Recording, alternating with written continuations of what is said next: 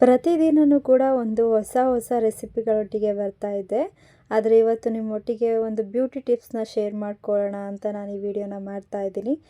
ಅಂದ ಅಂದರೆ ಯಾರಿಗೆ ತಾನೇ ಇಷ್ಟ ಇಲ್ಲ ಹೇಳಿ.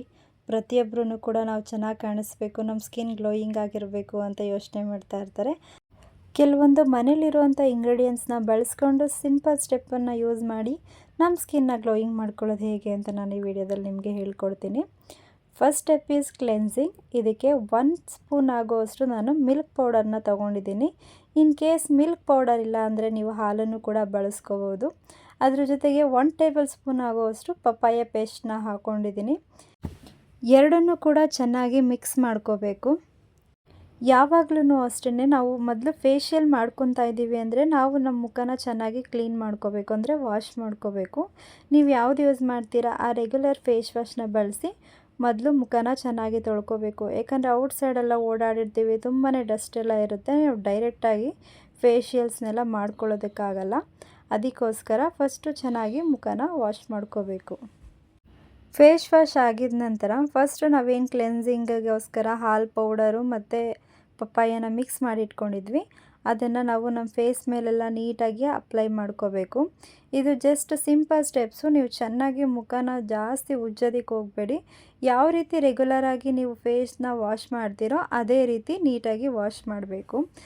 ಬರೀ ಮುಖ ತೊಳೆಯೋದ್ರಿಂದ ನಮ್ಮ ಫೇಸಲ್ಲಿರುವಂಥ ಡಟ್ಸ್ ಎಲ್ಲ ಹೋಗೋದಿಲ್ಲ. ಅದಕ್ಕೋಸ್ಕರ ಫಸ್ಟು ಕ್ಲೆನ್ಸಿಂಗ್ನ ಮಾಡ್ಕೋಬೇಕು.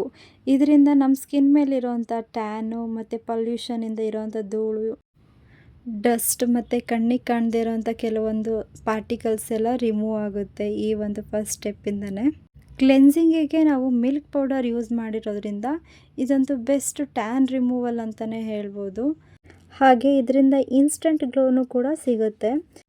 ಕ್ಲೆನ್ಸಿಂಗ್ ಎಲ್ಲ ಆಗಿದ ನಂತರ ಒಂದು 5 ಮಿನಿಟ್ಸ್ ಡ್ರೈ ಆಗೋದಕ್ಕೆ ಬಿಟ್ಟು ನಾವು ನೀಟಾಗಿ ತಣ್ಣೀರಿಂದ ಮುಖನ ವಾಶ್ ಮಾಡ್ಕೋಬೇಕು.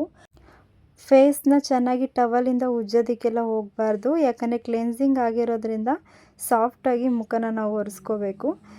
Second step is scrubbing. ಈ ಸ್ಕ್ರಬ್ಬಿಂಗ್ ಮಾಡ್ಕೊಳ್ಳೋದಕ್ಕೋಸ್ಕರ 1 ಟೇಬಲ್ ಸ್ಪೂನ್ ಆಗೋಷ್ಟು ಅಕ್ಕಿ ಹಿಟ್ಟು, 2 ಚಮಚ ಆಗೋಷ್ಟು ಪಪ್ಪಾಯ ಪ್ಯೂರಿನ ಹಾಕ್ಕೊಂಡು ಚೆನ್ನಾಗಿ ಮಿಕ್ಸ್ ಮಾಡಬೇಕು. ಈ ಪಪ್ಪಾಯ ಸ್ಕ್ರಬ್ಬಿಂಗ್ ಮಾಡ್ಕೊಳ್ಳೋದ್ರಿಂದ ನಮ್ಮ ಫೇಸಲ್ಲಿರುವಂಥ ವೈಟ್ ಹೆಡ್ಸು ಮತ್ತು ಬ್ಲ್ಯಾಕ್ ಹೆಡ್ಸು ಇದೆಲ್ಲ ನೀಟಾಗಿ ಕ್ಲಿಯರ್ ಆಗುತ್ತೆ. ಈ ಅಕ್ಕಿ ಹಿಟ್ಟು ಮತ್ತು ಪಪ್ಪಾಯ ಪ್ಯೂರಿನ ಫುಲ್ ಫೇಸಿಗೆಲ್ಲ ಅಪ್ಲೈ ಮಾಡಿ ನಿಧಾನವಾಗಿ ಸ್ಕ್ರಬ್ಬಿಂಗ್ ಮಾಡಬೇಕು. ತುಂಬಾ ಜಾಸ್ತಿಯಾಗಿ ಉಜ್ಜೋದಕ್ಕೆ ಹೋಗಬೇಡಿ, ಯಾಕಂದರೆ ಅಕ್ಕಿ ಹಿಟ್ಟು ಸ್ವಲ್ಪ ತರಿ ಇರೋದ್ರಿಂದ ನಮ್ಮ ಸ್ಕಿನ್ನು ಡ್ಯಾಮೇಜ್ ಆಗೋ ಚಾನ್ಸಸ್ ಇರುತ್ತೆ. ಸ್ವಲ್ಪ ಹೊತ್ತು ಸ್ಕ್ರಬ್ಬಿಂಗ್ ಮಾಡಿ ಒಂದು 5 ನಿಮಿಷ ಡ್ರೈ ಆಗೋದಕ್ಕೆ ಬಿಟ್ಟು ನಾವು ಮುಖನ ತೊಳ್ಕೊಬೇಕು. ಜಾಸ್ತಿ ಹೊತ್ತು ಸ್ಕ್ರಬ್ಬಿಂಗ್ ಮಾಡೋ ಅವಶ್ಯಕತೆ ಇಲ್ಲ. Final step is face pack. ಇದನ್ನು ಹಾಕ್ಕೊಳ್ಳೋದಕ್ಕೋಸ್ಕರ ಅಂತ 1 ಟೇಬಲ್ ಸ್ಪೂನ್ ಆಗುವಷ್ಟು ನಾನು ಮೈಸೂರು ಬೇಳೆ ಪುಡಿನ ತೊಗೊಂಡಿದ್ದೀನಿ. ಅಂದರೆ ಮೈಸೂರು ಬೇಳೆ ಇರುತ್ತಲ್ಲ, ಅದನ್ನು ಪೌಡರ್ ಮಾಡಿ ಅದನ್ನು 1 ಟೀ ಸ್ಪೂನ್ ತೊಗೊಂಡಿದ್ದೀನಿ. ಅದ್ರ ಜೊತೆಗೆ 1 ಟೇಬಲ್ ಸ್ಪೂನ್ ಆಗುವಷ್ಟು ನಾನು ಜೇನುತುಪ್ಪ, ಹಾಗೆ 1 ಟೇಬಲ್ ಸ್ಪೂನ್ ಆಗುವಷ್ಟು ಮೊಸರನ್ನ ತೊಗೊಂಡಿದ್ದೀನಿ. ಅದ್ರ ಜೊತೆಗೆ 1 ಟೇಬಲ್ ಸ್ಪೂನ್ ಆಗುವಷ್ಟು ಪಪ್ಪಾಯ ಪ್ಯೂರಿನ ಹಾಕ್ಕೊತಾ ಇದ್ದೀನಿ. ಇದೆಲ್ಲನೂ ಕೂಡ ಹಾಕ್ಕೊಂಡು ನೀಟಾಗಿ ಮಿಕ್ಸ್ ಮಾಡ್ಕೋಬೇಕು.